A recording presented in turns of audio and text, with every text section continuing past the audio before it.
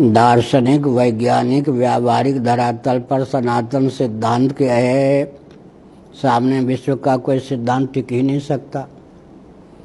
सनातन सिद्धांत को समझकर उसका अनुपालन होता, स्वप्न में भी कोई सनातन वैदिक आर्य हिंदुओं का धर्म छोड़ सकता था क्या?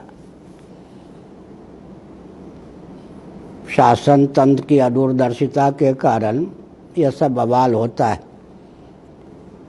ईस्ट इंडिया कंपनी और अंग्रेज़ों के शासनकाल को मिलाकर देखें तो 200 व्यक्ति से अधिक को वो क्रिश्चियन नहीं बना सके। अपने शासनकाल में भी और ईस्ट इंडिया कंपनी के तांडव नृत्य के समय भी 200 से अधिक व्यक्ति को वो क्रिश्चियन नहीं बना सके। और स्वतंत्र भारत में इतने हिंदू कुछ और हो गए। इसका मतलब शासन तंत्र ही इस प्रकार की व्यूहरचना करता है कि धीरे धीरे हिंदू अल्पसंख्यक हो जाएं और जो हिंदू रह जाएं उनमें भी हिंदुत्व न रह जाए और धर्मच्युत होते हैं या धर्म परिवर्तन करते हैं। ये भी एक भ्रम ही है। मान लो एक साल में 1 लाख 2 लाख व्यक्तियों को कोई क्रिश्चियन बना ले, ज़्यादा तो क्रिश्चियन बनाते हैं, लेकिन शिक्षा पद्धति के माध्यम से तो हर हिंदू क्रिश्चियन हो रहा है। इधर ध्यान नहीं गया। बौद्धिक धरातल पर हिंदू किसको रहने दिया गया? विचार करके देखें तो जो अपने को हिंदू कहते हैं वो भी हिंदू हैं क्या? क्योंकि मेकाले की दुराभिसंध युक्त शिक्षा पद्धति को स्वतंत्र भारत में और विकसित किया गया है। कम्युनिस्ट तंत्र भी है, क्रिश्चियन तंत्र भी है, मुस्लिम तंत्र भी है। वर्तमान में शिक्षा पद्धति IPS IAS का जो प्रशिक्षण है, इनके जो पाठ्य पुस्तकें हैं, इनके आधार पर जो मस्तिष्क की संरचना होती है, कोई हिंदू रह पाएगा?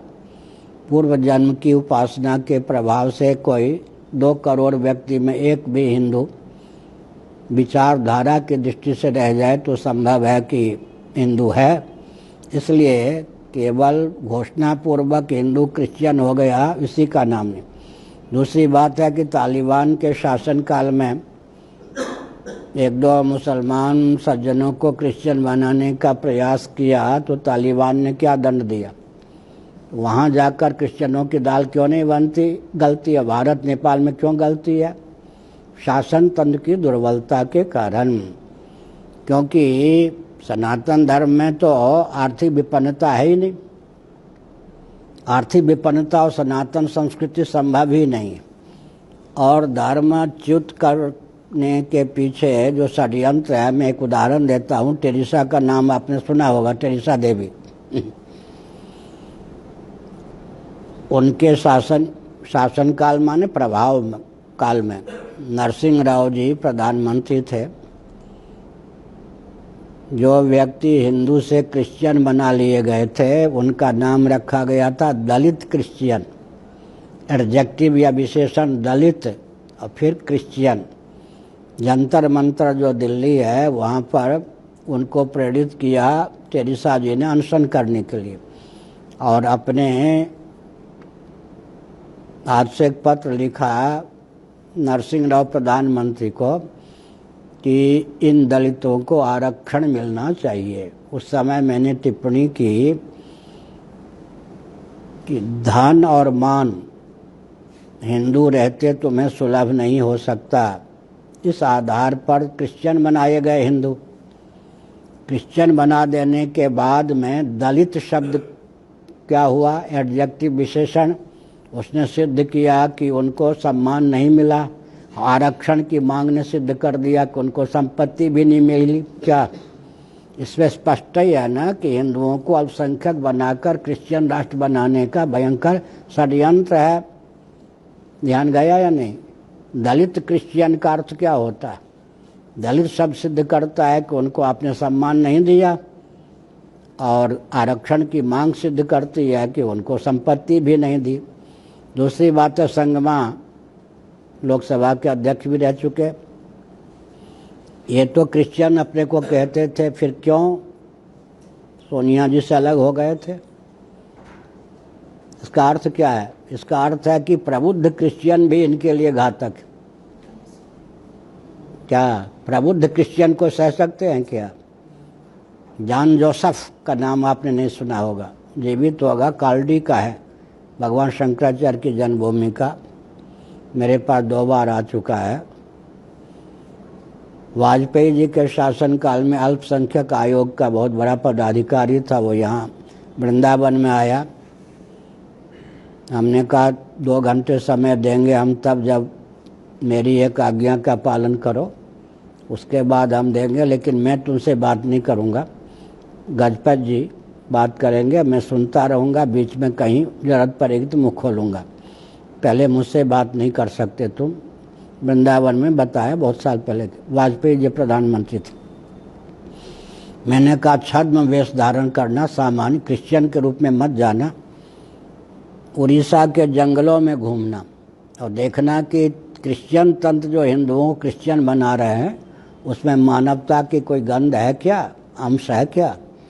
उसने घूमा, मेरी आज्ञा का पालन किया, ये नहीं बताया कि मैं क्रिश्चियन हूँ अपने लिए। फिर आके उसने स्वयं रिपोर्ट दी कि मानवता की धिज्जी उड़ा करके हम कल्पना नहीं कर सकते थे कि इस ढंग से क्रिश्चियन बनाए जा सकते हैं। समझ गए? शिवालय को जला देना, मूर्तियों को तोड़ देना, पिशाच वृत्ति, धोखा देकर, छल-बल, डंके की चोट से।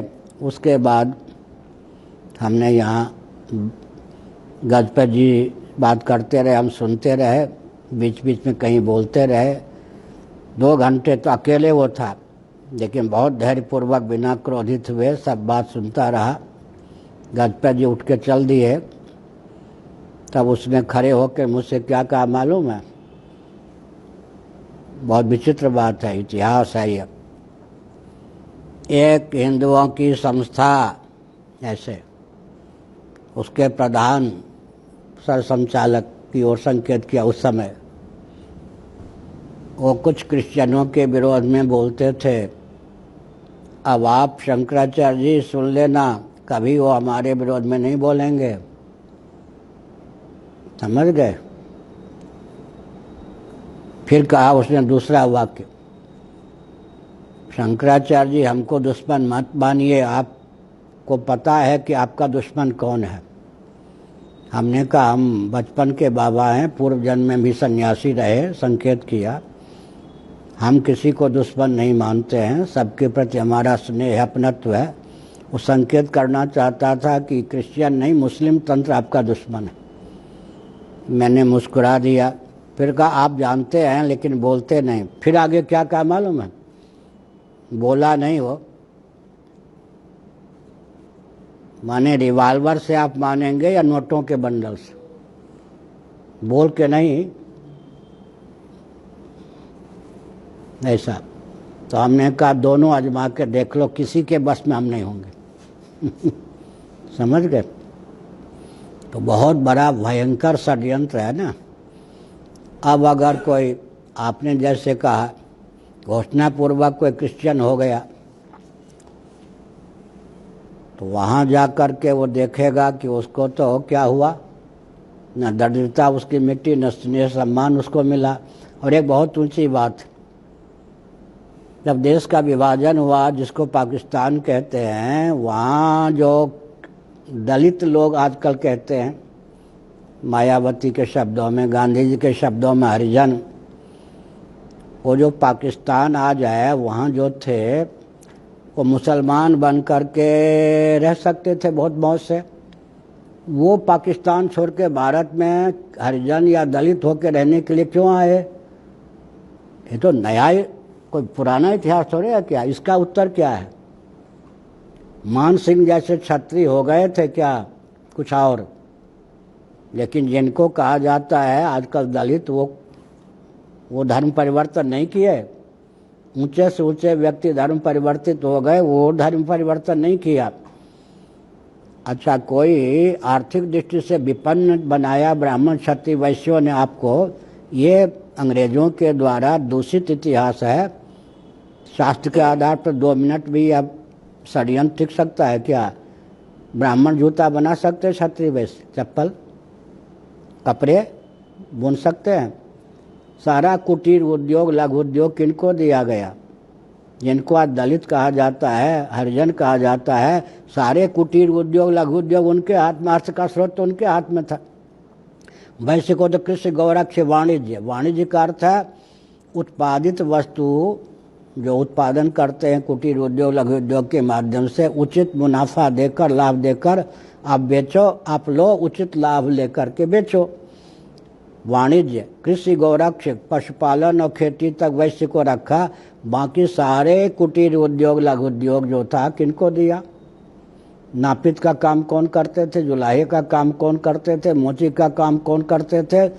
आज जो सूटेड बूटेड होकर के नर्स का काम करती हैं, हमारे यहाँ नर्स का काम कौन करती थी? ध्यान गया या नहीं? अच्छा, बांस के बर्तन आदि बनाने का काम कौन करते थे?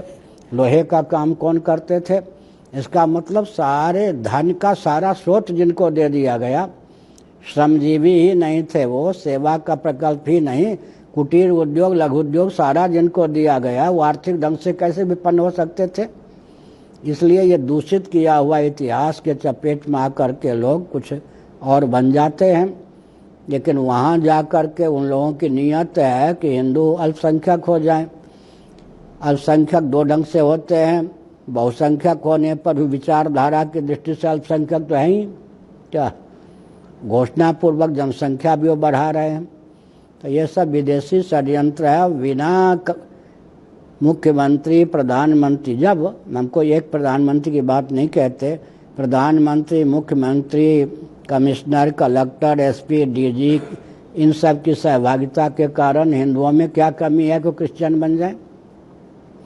कोई है ही नहीं। और भेदभाव तो उनमें बहुत है। क्या पाकिस्तान के कितने राष्ट्रपति फांसी पे चढ़ा दिए गए? भारत में किसी राष्ट्रपति को फांसी पे चढ़ाया गया? और तीन नहीं कितने अब तक राष्ट्रपति हो गए मुसलमान सज्जन स्वतंत्र भारत में? एक भी हिंदू को पाकिस्तान ने बनाया राष्ट्रपति? इसका मतलब क्या? स्वतंत्र भारत में विभाजन के बाद में भारत के में हिंदुओं के उदारता देखो, उदारता का लोग दुरुपयोग करते हैं ना। तो आर्थिक दृष्टि से हमने कहा, अच्छा क्रिश्चियनों के जितने सेवा प्रकल्प हैं वो हिंदुओं के धन से हैं या नहीं? हिंदुओं उनको सेवा के नाम पे धन देते हैं, आपको नहीं मालूम? क्रिश्चियनों के द्वारा भारत में जितने सेवा के प्रकल्प चलाए जा रहे हैं उनको धन देने वाले हिंदुओं के संस्थान हैं। और विश्व बैंक क्रिश्चियन संस्था को भारत में सेवा के नाम पर खूब धन देता था। मैंने पत्र लिखा, ये सब ऐतिहासिक तथ्य है विश्व बैंक को, कि आप ये तो देखो कि सेवा के नाम पर जो उनको अनुदान देते हो वो सेवा में लगता है या क्रिश्चियन बनाने में। विश्व बैंक इस निष्कर्ष पर पहुंचा कि हमारे द्वारा सहयोग जो दिया जाता है उसका उपयोग हिंदुओं को अल्पसंख्यक बनाने में किया जा रहा है। ऐतिहासिक घटना है। फिर विश्व बैंक ने इनको अनुदान देना बंद कर दिया। हिंदुओं की कोई संस्था ऐसी नहीं मिली राष्ट्रीय स्तर की जो वो उस धन का सदुपयोग कर सके। अब क्या स्थिति है ये नहीं। जब हमने ये कदम उठाया था, गजपति जी को मालूम है, हमने पत्र लिखा था विश्व बैंक को, समझ गए? विश्व बैंक हमको बहुत मानता है, ये नहीं कि हमारा कोई लेन देन का संबंध है। अपनी जितनी गुत्थियाँ थी विश्व बैंक की आर्थिक मेरे पास 5 में 1999 को आकर सुलझाई। तो विश्व बैंक ने मेरे पत्र लिखने पर अपना गुप्त विभाग भेजा। उन्होंने कहा कि विश्व बैंक से प्राप्त धनराशि का उपयोग हिंदुओं को अल्पसंख्यक बनाने में किया जा रहा है। अब जो हो गए वो घोषणा पूर्वक, हमारे पूर्वज हिंदू थे, हम हिंदू हैं, हम हिंदू रहेंगे, मुंडन करवावें, जलाशय, दिव्य जलाशय में स्नान करें, जगन्नाथ जी महाराज का क्या है महाप्रसाद सेवन करें, क्या पुरी की परिक्रमा कर लें, वृंदावन में है तो वृंदावन क्षेत्र में वृंदावन